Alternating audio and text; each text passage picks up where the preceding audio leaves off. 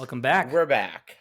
And we are live. We just spent like 20 minutes having a conversation before we decided to hit record. And for about 45 minutes before that, I was kind of passed out on my couch. So, no big deal. That's why I'm a little dead. Back in action. And woken up. I am back in action. It's been a very long day. Nice tracksuit on. You're looking like you're ready to go deliver some gay goods. A couple of, I was going to say couple of keys, but I guess so, yeah. A couple of keys I'll take as well, but definitely something good. Yeah, no, I was wearing a t-shirt and stuff, but I literally was passed on the couch, and then I woke up. When you're like taking a nap, then you wake up and you're cold, so like I really threw in a tracksuit. Right. Speaking of keys and money, something that I actually was thinking about and I wanted to bring up to you right before we just started to continue this conversation on the podcast, which is crazy. As we discussed this a while ago, Mark Cuban, obviously he's the owner of the Dallas Mavericks. He's a billionaire. He bought the Dallas Mavericks after he made his first billion for like $280 million, and now they're worth around like $4 billion. And he's selling his majority ownership of the Mavericks, which they estimate is valued at over $3.5 billion. But he's still gonna remain like the director of like operations, or so to speak, for the because he's by far the most involved owner of any NBA franchise. That's why I'm so surprised. Why would he sell them? That's why I was surprised also. So I think it's just like that's his claim.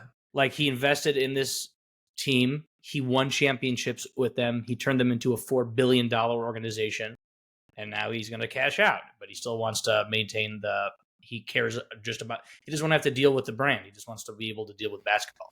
So interesting. He's selling Mavericks. Right. He's leaving Shark Tank. Like I wonder if he's like leaving Shark Tank. Does he want to retire? You're getting older. At a certain point, you have so much money, and like you watch his interviews, he's not like he doesn't seem like. I mean, I don't know what he's like in person, obviously, but he doesn't come off like your average type of guy that is a billionaire. I guess he doesn't come off like your average. You know what I'm saying? I feel like a lot of them who are billionaires, they play into They're that. Eccentric. I'm not like those other billionaires. He just seems like a guy. He just seems like a guy who worked really hard. He's like a dude. He just worked really hard. He's definitely a guy and a dude. That I could confirm. Right. No, he just like loves basketball. He loves sports. That's how he made his money in broadcasting on the internet, broadcasting sports. That's where he made all of his money from initially. He was the first. Really? He was the first one to live stream stream the audio first from sporting events online, so you could listen live. And then he was the first one to start video streaming events on the internet. That's sporting wild. Events. That's how he made all of his money. And nowadays, it's like, who doesn't do that? That's crazy. Wow. Yeah. Damn, we should have been born in those days. Been inventive. I think he's the only one on the Shark Tanks that's on the Shark Tank of like the set people that are there. That's a billionaire. Mr. Wonderful's not a billionaire. He's not. No, Lori Grenier is worth like $550 million or something. Lori, what's her name? Who always is out? Barbara. It's a great product, and for that reason, I'm out. Right? Exactly. All the comments as her neck is dangling. Yeah. They had what's his name from Oracle on for like a guest episode or maybe a season. Larry Ellison. He's Jewish. He's the owner of Oracle. You never heard of Oracle? Oracle Arena. It's where the Golden State Warriors play. It's a massive Silicon Valley company. You never heard of Larry Ellison, dude? That name sounds familiar. I don't know what Oracle is. He's worth $146.6 billion. 146.6. No way. Is that real? Milliard. Does he have any single children? I need to find this he's out older. He was born in 1944. Yeah, but Larry Ellison, hot gay children with money. This is Megan and David, and David's married. Yep. What? So, anyways, that's Larry Ellison. He was a guest on Shark Tank. Because you've never heard of Oracle. They're a massive technology company, one of the largest in the world. 146 billion. Yeah, because million is insane. That's not a fathomable. We can't even fathom that amount of money. It's not even. You couldn't spend that money if you tried. Literally, and your children, and your grandchildren, and your great grandchildren, and your great grandchildren. That's not like generational wealth. That's just eternity wealth. Legit. That's countries eternity combined. Wealth. Like that's out of this world. Jesus Christ. Oh my God, Larry, give me some of that. I mean, Elon Musk and Jeff Bezos, I think their Look net worth more. is more than like what? Wait, they have more than that? Yeah, but no, but I think their like net worth is more than like the combined GDPs of like most countries. So that's how Yeah. it is with most billionaires. Alexa, what's Elon Musk's net worth? I remember we're going into the net worth thing. Elon 250 Musk is billion. worth an estimated 220 billion US dollars. Well, according to her, it's 220 billion. So you're about 30 billion. Googs. Shit, And Google gives it a 250. Google says 200. Forbes says 250.1. Point one. Oh, right now here, there's a real-time billionaires list, and Elon Musk. Really? Yeah. What do they do? Have access to all their bank information? Oh no, he just lost 3.1 billion. Oh my God, I also did. That's crazy. Imagine looking We're at like your twins. thing like this. Hold on. Yeah, he's at 245.2 billion as of today. Jeez, I go through my statements. I'm like, what the hell is this $12 charge? You know what? He was just in Israel. He went to a lot of the kibbutzim to see what happened. Yeah, where they staged all those kidnappings that people are claiming now in America. And what he said is true, and I agree with. Like, we can't and this is something that we spoke about with Dad when he was on. That this is just going to be a band-aid because you can't destroy the ideology. Elon Musk was saying you don't want to create the next generation of radicals. If we just kill everybody or kill a bunch of people and a bunch of innocent people are lost in that, which is inevitable in war. What's how many of those kids are going to grow up seeing Israel murdered my family, even though they were actually innocent, and they're going to become radicalized? I was talking with my coworkers and stuff about this like today and stuff, and it's like a lot of these children, it's like I watch the news and I feel so bad, and it is really sad to see because they are literally growing up in this tight bubble. They're like, I always say like Israel's the size of New Jersey, and Palestine or Gaza is a very, very, very, very small portion of it. But that's all these children know. They don't leave that bubble. That's all they know. So when your entire life you're told something, you're only surrounded by this ideology, and you've only known Israel as this evil entity, and they're doing this and that and the other, and you don't have any other information to back it up or anything else to look at for any other alternative theories or anything, they don't stand a chance. They're like groomed throughout their whole life to believe in this like ideology and theory, and it's frightening. And that's the thing is like throughout this whole situation, like you can't kill Hamas as they call it. It's like an attempt to kill an ideology where it's like, and this is why you should not mess with us. So it should send a message, but I don't know how we're going to move forward from this situation because it's like it's just going to keep happening. This has been going on throughout history over and over and over. It's like the circle of life, but they're just taking away lives instead of giving them. So no one they're giving you, coughs. No, there's always tremendous loss. For even the so-called victors of the war. For obviously, 100%. We've lost a lot of people too. You don't hear about that in the news. But like for all these people, also, it's like if they also use their own people as human shields, they install bases up in children's schools, hospitals. Like they want these numbers because then they could claim those things.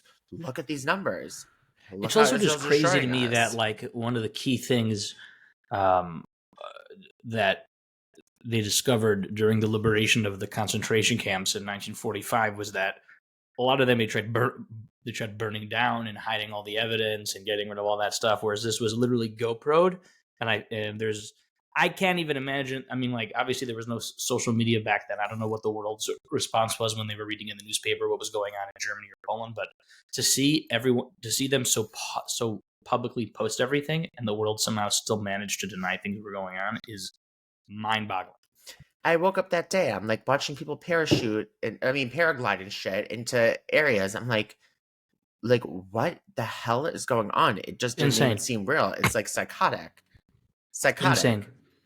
They're releasing video of dragging people's bodies throughout the cities in the back of trucks. Everyone and they just released some more footage of the soldiers of the Al-Aqsa Brigade returning, and a bunch of civilians welcoming them into the town, and you see all a bunch of the hostages on the back. On a brighter note, I sent you that video. I think that boy who got to meet those guys from the soccer team came to meet him at the hospital. Oh my God, that boy that was killed releasing, me. and that really. The reason that I sent you that also, I mean, I saw a bunch of those videos and they were so hard. They were so heart wrenching, like all the reunion videos.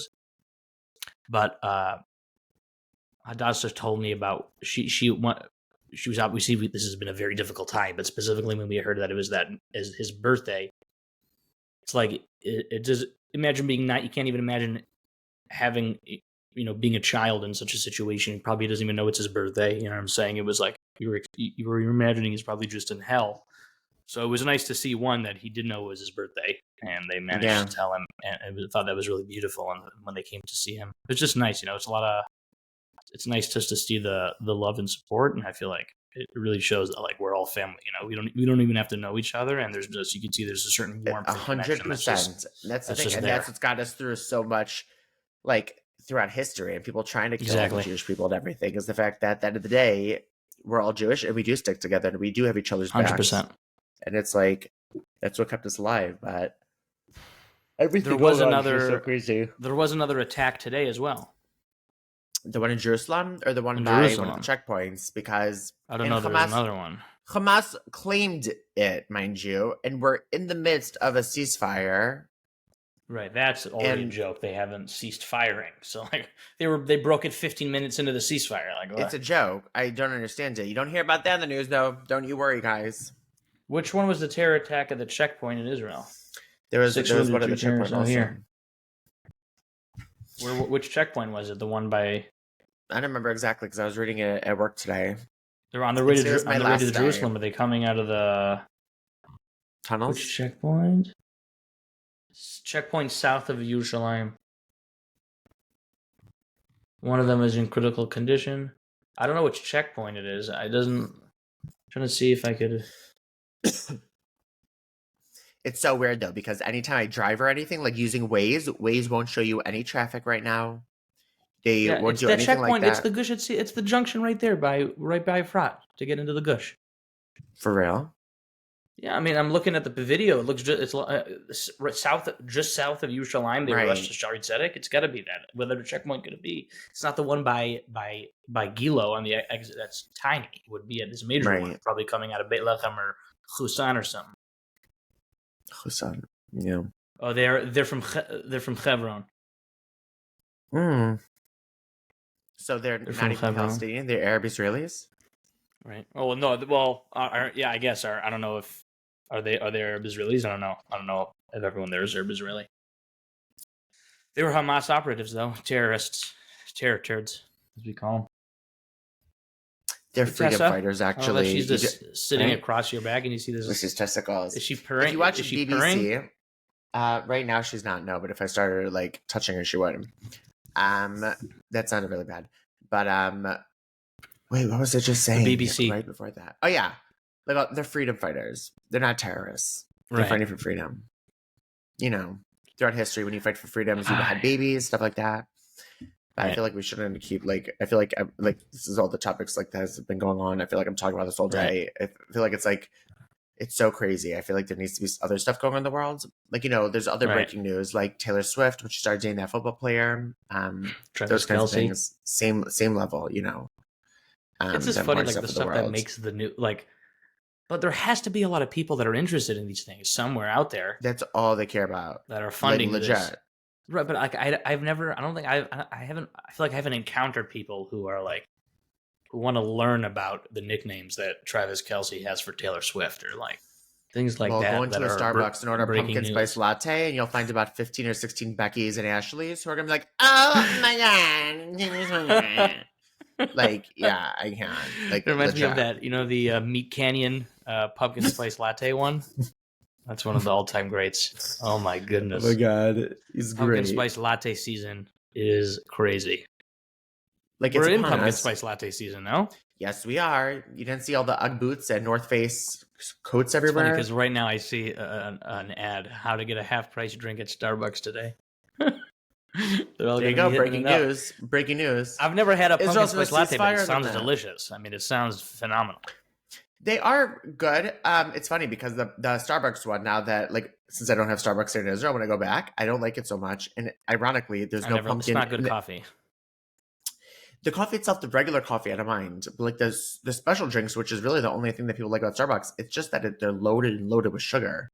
I personally believe that Starbucks is by and far the worst coffee in terms of coffee to price ratio. Oh, well, price, yeah. By far and a wide. I mean, you're talking about trash coffee. And obviously the theory is that people have, and I agree, is that it's intentionally trash coffee because their biggest seller and their biggest moneymaker are their drinks, like the drinks, like the Frappuccinos and the majority of people are buying those. Yeah, exactly. Right. They're not coming in for a regular Americano. You go to Dunkin' Donuts, they have great coffee. I go to Wawa at the gas station, they have better coffee.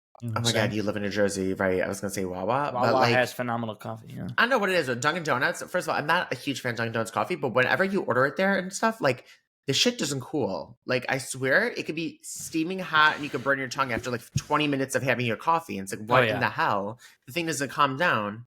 I like to drink mine over a super long period of time, like Dad. It lasts me like 7-8 hours, so I'll be still sipping on my cold coffee at like 3:30 in the afternoon. But then what's the point of drinking coffee if it's not waking you up? Because it never wakes me up. I never really feel boost from coffee. That's true. Never. I can literally have a large coffee and go right to sleep. Like sometimes legit. if I consume a lot of other things that are caffeinated, I'll feel it. It could just be. I'm sure if I drink a ton of coffee, eventually, obviously, you're going to feel it. But I can take ADHD medication and a large ass coffee and go right to sleep. Like that, I can't do. I took I took one of the medications once years ago, like Adderall or Ritalin, like 7-8 years ago. On I could not sleep. I mean, I was wired. I was up. That's how my friends are with that. The entire night. I can literally pass out. But I've also been taking this shit for years. I mean, if you're not prescribed, it's like speed. It's like coke. You're just. My friend Jack took one. He spent like all night cleaning my apartment, organizing everything. Like, I literally could take this stuff and barely pay attention to what I'm supposed to be doing. Like, and slipping him Adderalls and then just have it. I told him, I was like, whenever you need. Like, legit. I can't even clean my own damn apartment. I take this shit every day. The hell is that? Talk about a scam. I feel like I never wake up from anything. But we did get. It's funny because last year we finally got an Nespresso machine, which I really wanted, and I never even use it. I just use this instant coffee every morning. Love my Nespresso machine. Really? Because I don't the pod. You have to buy pods, and then you refill the pods, and then there's different flavors and they're different prices, and then you run out of buy the pods and refill the pods. You literally do all of that online. It gets delivered. It's so fast. I know, but it's more expensive. We even have a nice little glass pod holder that came with our machine. Ooh, we got as a gift from Shraggy. Shout out Shraggy. And then we have a Keurig we took from Mom and Dad when they moved to Israel. We have Mom's red Keurig because she loves everything. It's funny, I was thinking about Keurig yesterday. Red People MDX. Still use those? Sure, Keurigs are big. They're much more like modernized and keeping up. And so I had a Keurig in New York before I moved here. Yeah, I had a Keurig. I liked it, but there's something about the Nespresso machines I love. I just love my Nespresso machine. Like, I literally get excited going to sleep, waking up for my coffee in the morning. I love those videos of people who have like those crazy intense espresso machines and like they're grounding their own beans and they put the thing in there with the needles that like puffs it up and they press it down and they clink it, put a little chocolate on the bottom and drip. First of all that equipment's like $3,000. So first of all, who the hell has the time? Who has the time? This guy's got a scale. He's got a stainless steel black, beautiful teapot heated up on this arc reactor. That Iron Man uses. Do you not work? Or like, are you waking up in the middle of the night? And I looked up one of these machines, and like, they're thousands of dollars. First of all, I'm sure a lot of these guys are probably sponsored or work for these companies because that's a great way to advertise. But I never, I mean, you really have to love coffee, and they're out there. Obviously, it's extremely addictive to spend the kind of money that it takes and to the time. I guess it's like wine connoisseurs. It's a shot. You're not even like drinking anything. You're just and you're done. And then where's all the enjoyment? Yeah, and also all that time you spent, like, was it really worth it for that little? The only time I ever felt anything was when me and Morty, shout out Morty. Me and Morty used to go to Starbucks together a lot, and he would get, which was insane. He doesn't do it anymore. 4 shots of espresso on ice, just 4 shots of espresso on ice. So then I don't do on ice. And then I started doing it. I was like, okay, I'll try that out. There's times where Morty would do 6 shots of espresso on ice. The first time I took 4 shots of espresso on ice and I drink it, I thought my heart was going to explode. So I like the 4 shots, but like with a couldn't breathe, couldn't calm down, couldn't do anything, couldn't sit still. I was shaking.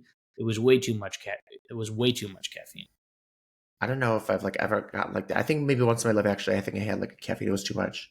Like I'm telling you, I feel like I can have so much of it. It doesn't do a damn thing. Yeah, in the Shook in Israel, I went to one of those like fruit plant juice places, and I tried this like tiger drink. It was called. It said like it was a substitute for coffee, but it had like really cool sounding things in there, and there was cinnamon and ginger and got and apple and some other. And it was delicious. It was like a little spice to it. There was some like cayenne pepper in there. It was delicious, but I was wired for like 6-7 hours. It was crazy. See, everyone's telling me this about like the Celsius drink. Have you ever had one of those? They taste terrible. I see everyone drinking them. I don't really understand the craze, right? I see them in Israel. I don't. They only have certain flavors. Like they wake you up, but I never tried one. But I'm like, I can't. How is that going to wake you up more than coffee does? Like Red Bull. Listen, coffee doesn't work for me, but other things I've seen them work for me. I felt them. Yeah, I need other things. You know. Some people have those slow release capsules of caffeine they take for like fast days.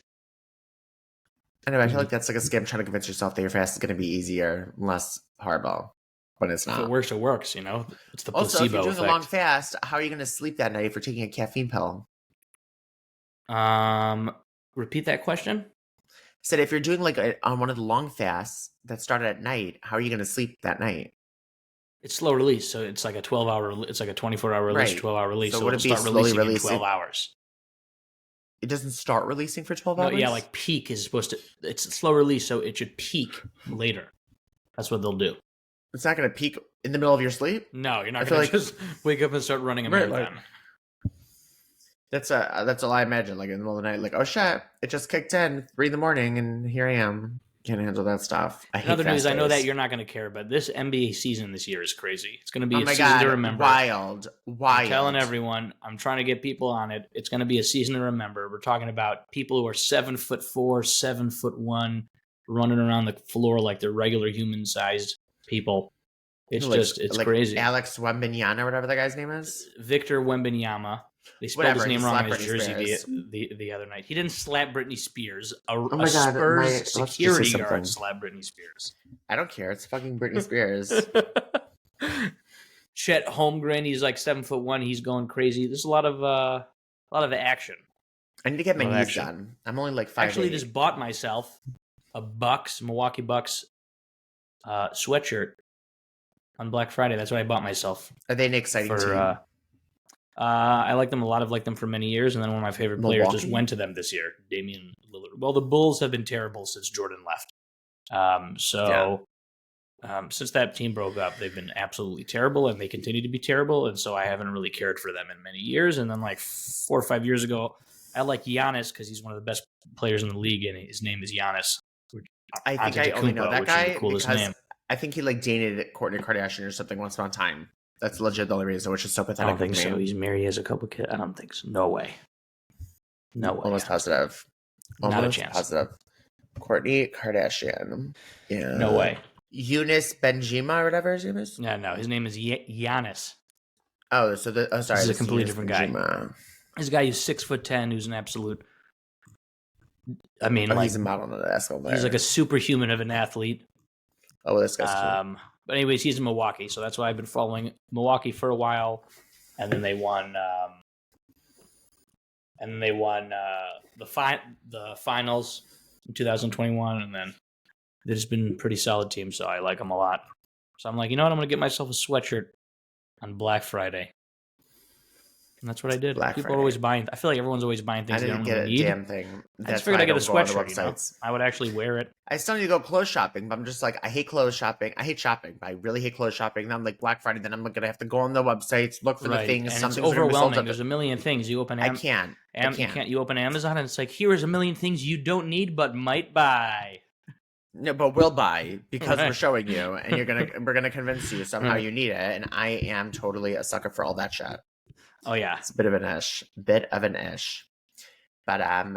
yeah, and then there's the Black Friday, and there's Cyber Monday, and then they're extending the deals, and then it's gonna be Christmas, so they bring back the deals, and it's just like I can't. There's like the 12-day or 14-day or 20 days till Christmas, or however many days it is till Christmas deals, and then there's those 25 days. 20 days of countdown sales to Christmas, and then there's the Hanukkah extension, and then the New Year's sales, and then there's the President's Day sales, and then there's the Valentine's And every year it's like preparing for Christmas earlier and earlier. I feel like in June we're already like, grab your trees, everyone.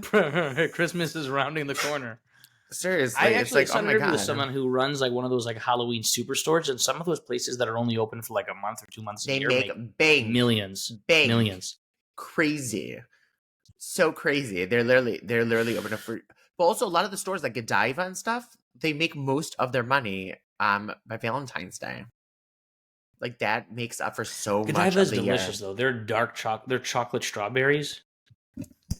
I mean, I haven't it had was one. $5.50. It was $5.50 per strawberry. I haven't had one. No, of course it is. But like, it was $5.50 a strawberry, and that was back in the day. God knows how much it was now. But I always wonder how is it kosher? Like, are they getting pre-checked strawberries? Or are they checking the straw? Because the process of washing and checking strawberries is pretty intense. Okay, I'm thinking it was kosher because the chocolate. Right. Why? I'm confused. It's the same reason you can't just Israel. buy lettuce and like eat it. You need to check it. You need to check it for like bugs, let's say, right? Right. In terms of, I soak strawberries. Right. In Israel, it's even more of an issue than it is here because they don't use as many. You know who told me about soaking strawberries pesticides. Years ago? Super random. Ronit Kohanshi. Right. We've only had it a couple times because Adasa has there's like a whole process. I think the OU has like a system. But ultimately, in America, it's not that serious. In Israel, I feel like it's more serious. A relative who I shall not name, who was not knowledgeable in these areas, told me. I know exactly who you're talking about. Whatever, he told me that we're eating bugs and everything. He said even if these things are checked, we're all eating bugs. Everything, we're all eating bugs. He's like, you can only get out so many bugs, and all right.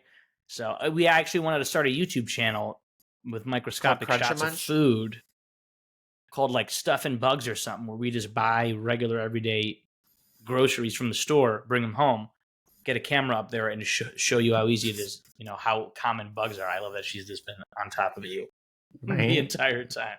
Now she's just like, she's like, this is my space. And now she's grooming my head. Okay, I love you too, girl. Love you too, Mrs. Teshish. I was talking to Shragin's feed today about how nice it would be to have like a cat, like one of those little beds on my desk, and then just have a cat in a corner. My father-in-law's cat, Casey, may he rest in peace. He used to sit on the little bed on the desk, but he also hated everyone and wasn't interested in it. Yeah, that's cats. Like he liked me sometimes.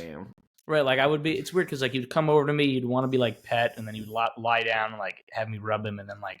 And immediately when he was done, without any hesitation, he would just turn and bite me and get up and be like, all right, that's it. Right, that's like their way of saying I'm done. They just like bite you. And we keep coming back because they're cute, you know? Exactly. I can never buy any nice furniture. Would be very different. Oh, 1,000%. Like, she's for sure plotting my death.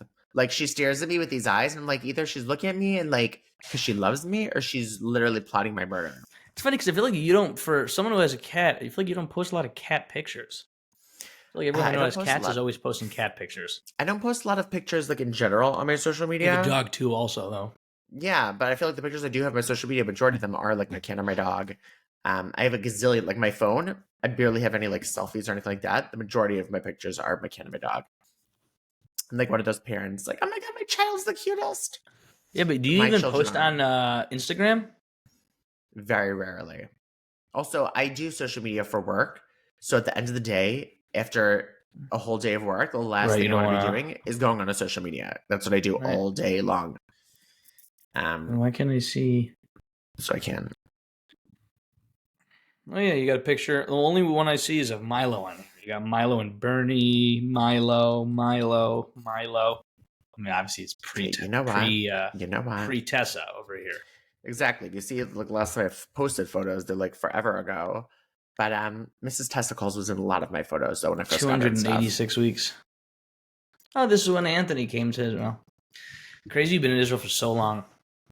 7.5 years. It's wild. Yeah, time flies. I've been married for almost 7 years, and it's just crazy. That's crazy.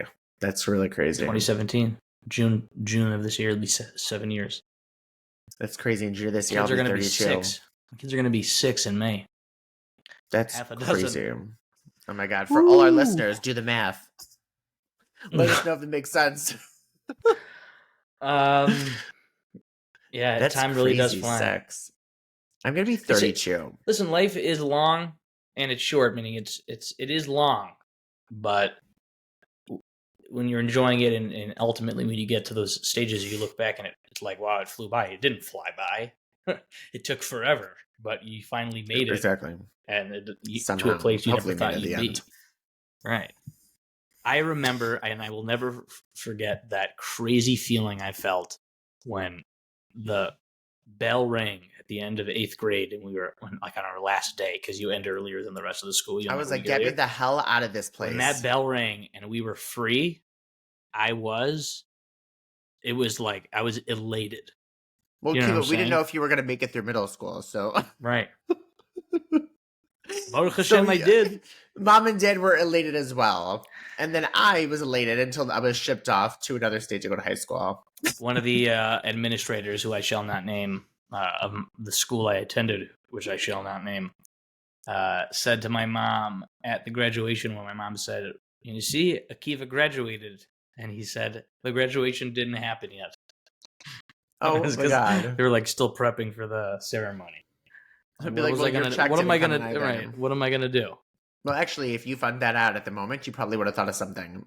Which is funny because now that my kids are getting to that age where I'm starting to have conversations with teachers about are there behavioral issues or what are some things we could work on and things like that. And it's for the teacher to work on, yeah, right. And I'm coming from obviously a very different perspective. Everyone that I know that's successful, literally probably 90% of the people that I know that are successful, and I don't mean just financially successful. I mean, it could be spiritually, it could be just as a person or character. Good people were crazy kids in school, or totally, or, difficult children at home. Look at me. I'm a walking, talking success story. I think it's just a need. I think it's a child's rampant curiosity and need for exploration and learning new things and creativity and experiencing the world. It's just, so to try to shut that down under the guise of I need him to sit quietly and pay attention 100%. To my class for 3 hours is crazy. But at the same time, I do understand, it is, but you gotta, it's hard to find. Nowadays, you have to have a lot of patience, tremendous amount of patience. So that's the thing, is I feel like nowadays a lot of people don't have the patience, and it's just like, oh, your kid is acting like a child, so let's put them on medication. Right. And it's like, as someone who's taken the ADHD medication for half my life, if not more so, I still don't think that that's the answer with most children. You don't just it reminds me of that Family Guy episode when they put Stewie on ADHD medication in Pillow World. In the Pillow World, Brian. There you go. Love that. I love that episode with his eyes. Oh my goodness, that show. But it nails that point so well when the teacher's like, I can't manage to have your son pay attention for 5 seconds, so we should medicate him. But it's so true, though, because it's literally how it is. I get it. Not every kid can get individualized attention stuff, but that's not, you don't just, right. It's America. It's like America, the slightest feeling of an oncoming possible headache. It's like, take Advil, take Tylenol, take this, take that. They have celebrity endorsements for all these things. It's right. Psychotic. I always have these conversations with people. We always speak about this, the pharmaceutical, and all that stuff. But seriously, the only thing I'm totally okay with is the pushing for the Botox and filler and all that. I'll take it. Right. But it's funny because the first time I had to start having conversations with teachers, I got that feeling of almost like when you're called into the principal's office, you have to go have a meeting with one of them. But then I also, at the same time, I'm I remind myself, and I reminded my wife of this also when we went for our interviews at the schools, was we're paying them to educate our child. So it's not we're paying them to educate our child. Also, if that was the case, then our parents should get all their money back for all the schools we went to. We weren't getting educated. Right. We were just paying money. Right. But it's, happens to be that's what their schools say, but it should be like a partnership. You're on the same page, you're working together here. You're not ideally that's exactly what it should be, but Like I was just talking to someone about this the other day. Like when you're a kid, you know the teachers who are there because they genuinely care about teaching and all that stuff, as opposed to teachers who come in every day because it's their job and they'd rather not be there at all. And Shout it's out just to Rabbi so Zuckerman, obvious. absolute legendary rabbi. The first one, not the second one, but yeah, no, he was amazing. Like he was fantastic. But there's plenty of other teachers who fall into that second category. And you know what? I want to mention something interesting about his class that stuck with me for so long. Was that when kids would act out in his class or like things were getting a bit wild, he wouldn't get like upset. He would get disappointed.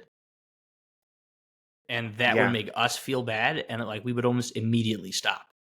Because like that's so much of a better way to get. Because when you realize like when you know he cares about you and it's like a friend. You don't want to let him down.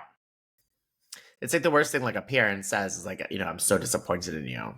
It's like, I'd rather you just be angry. Like, why they're disappointed. Like sometimes you could joke with a friend and push it too far and he gets angry, which is funny. So you keep pushing it. But then obviously you push him off a cliff. Right. But like sometimes if he doesn't get mad, but he gets sad, then you'll be like, oh, shoot, maybe I shouldn't have said that. Let me backtrack. You know what I'm saying? So like exactly. It's a similar... So then you gaslight him to convince him that he made you say all those things. Right. Manipulation. Exactly. 1, 2, 3, manipulation. Chinese nation. I love that game, Elimination. I taught a 5th grade girls class in Hard Torah. I think I used to play with them sometimes at recess elimination. Obviously, I would destroy them. I mean, 100%. Right. I'm 5'8", 185 exactly. against a not letting any of those bitches win. Seriously. Not a chance. If I ever became like a legit parent, I would be so damn competitive playing games with them. And my spouse would be like, "Oh my god, you have to let them win, bitch! I'm not letting anybody win." We play board games. We play Chutes and Ladders in Candyland, and I'm cruising my way on up the ladder.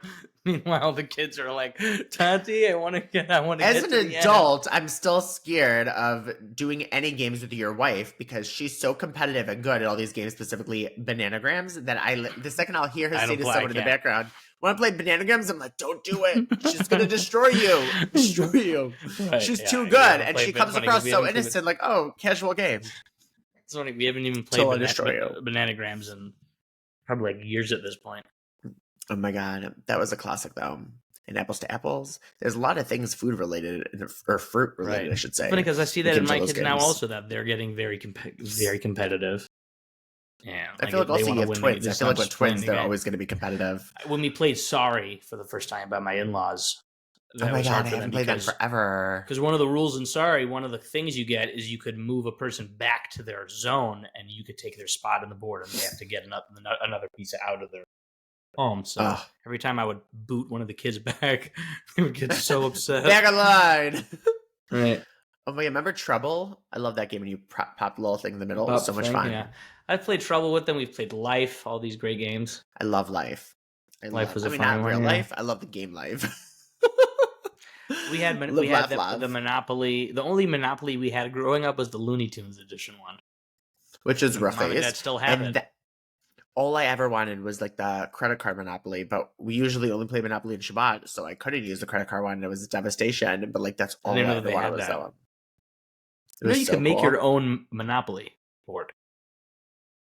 Like legit make your own? Like yeah, you can customize your own Monopoly board and do like a limited run. My father-in-law has a Muncie-opoly one. Like all the stores are like Jewish stores. Are you joking me? Like an actual board game. Yeah, 100%. I'm sure they have companies that do it. Custom Monopoly. Make your own. Oh my god. Yep, it's your very own Monopoly. Oh my god. I need to do this.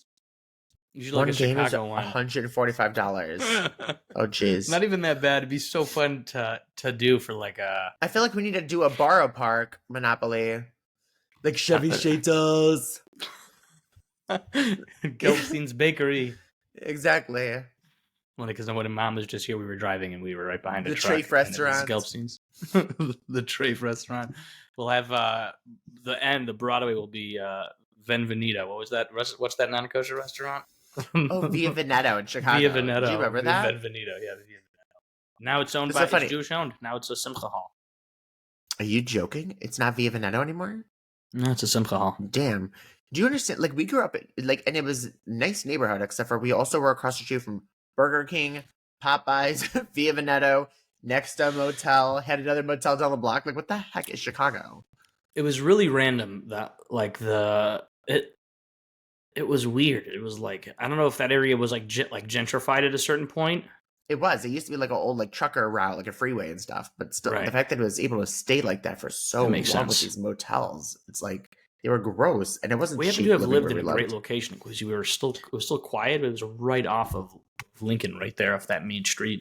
You know, Right, with the Burger King, the Popeyes, and all we also that. had a LASIK. We had a Pearl Vision. We had Midas. We had a Goodyear. We had And some we've nice been to, stores. we didn't go to like any of those places though. Not just the food because Right. it wasn't kosher. I feel like we never went to any. Like Pearl Vision was expensive for glasses. Right. Like It's all funny these because different when places. you spend enough time, obviously you lived in New York, but like being Jewish and I can't imagine what it would have been like having been raised in New York. But the amount of options of things like there are here, just in terms of, first of all, as a Jew, in terms of kosher food in schools, and then clothes. Like we just don't have that many. Like in Chicago, there was like 3 schools. That's it. You have a couple They of were all restaurants. shitty. They're all bad, right? A couple of restaurants, they're not really great. There's maybe a couple of good ones. You know, now thank God Out of, there like, happens to be- there's a 20,000. bunch more restaurants now apparently. You And got still only 2 Avita of them and are good. Shallot's that redid themselves for some reason. The inside, Like 15 times. Mm-hmm. right? And then there's a sushi place a lot of people are going to now or something. There's a new sushi place. Ooh, I think so. love sushi. But I could live off I'm of loyal sushi. to my father-in-law's sushi. Shout out Simply Okay, well, not all Sushi, of us the are married tastiest and into freshest. sushi empires, so The tastiest and freshest. We actually had sushi for dinner 2 nights ago. Speaking of sushi, picked up that's some the thing is I sushi. feel like you guys could get like whatever. I love that your kids eat sushi. That's always my favorite. It's crazy seeing my kid because like I could eat raw fish, but like I can't eat too much of it or I'll get like nauseous or like Nauseous? I'll eat it like I could eat like raw salmon with wasabi. I have a hard time eating too much plain, but my kids will just pound raw salmon. It's It's one thing crazy. I love raw fish. Yeah, I love Tuna. raw fish. I like raw nigiri. tuna a lot. I like tuna more than salmon. Me too. Same. Black pepper tuna is super good. Ooh, oh, It's that's mom's really favorite good. one. It has like a Ooh, yeah, black pepper crust on it. Delicious. Oh my god, damn! Now I The really want sushi. Kawasaki roll at Simply Sushi is one of my favorite rolls. It's black Kawasaki, pepper like the tuna. motorcycle. Black pepper tuna. There's tuna on top with a little jalapeno. Oh my god, yum. It's phenomenal. I mean, there's just so many good rolls. Black dragon, white dragon, crunchy dragon, orange dragon. I'll take all the dragons. All the dragons are crazy good. Oh my god, That's yum. the funny thing. Volcano roll, rainbow roll, all the rolls. Alaskan roll, Myanmar roll. Yeah, they're so good. I got about 15 And the rolls chef on here me, is- but- The chef here, Kobate, he's like the nicest guy. Schmooze with them all the time. Cobain? Kobate. Kobate. That's a cool name. Most of the chefs are from. I think all of them are from Myanmar, Burma, Oh, really? where there currently is like a massive, massive civil war that no one really seems to care It about. doesn't matter though because that's not popular in the news. I mean, Only there's like Israel. they've been. I mean, there's been crazy fighting for like forever, and Yeah. no one. No, not a hot topic apparently. So like one of the guys, he came here to work for 20 years and then he went back. Like they come to work and make money and they go back. You know, it's crazy. Well, a lot of people do. Yeah. That's what a lot of the people in Israel do. They come from the Philippines or Thailand. They'll That's the thing come- is because a lot of those countries they get nothing, right. nothing, and like they work their asses off all day long, and it's crazy.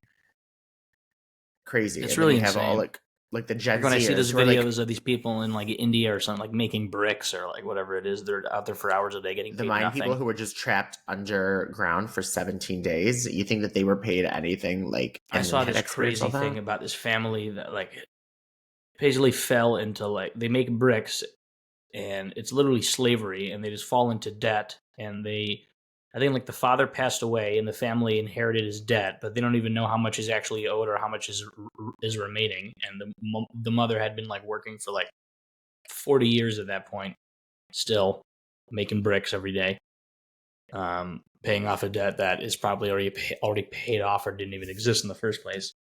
Oh my god, that's a nightmare. So, I mean, look, there's slavery happening right now. Like it's crazy. Yep. A lot of these minds that we all use for stuff on our phones. I mean, all the companies. It's not just one. I mean, everyone. I'm talking about anyone that uses. So we outsource everything. Like that's normal, right? There's a reason why we're able to get things done so cheaply, and then we talk about how horrible it is, but we're also taking advantage of it. So it's like, right, like it's ridiculous. The world. And on that note, exactly. This we'll catch you next time. I know she's catch on the flip side. Catch everyone next week. About 20 minutes ago. We are back on track. That was you 20 minutes ago. Track. We'll keep it on track. God willing, we'll stay on track. See everyone next Wednesday or Thursday, whenever it's uploaded. And stay tuned. Stay safe. Subscribe. Stay tuned. Like and subscribe. Bada bing, bada boom. Mrs. Tashish. See you later.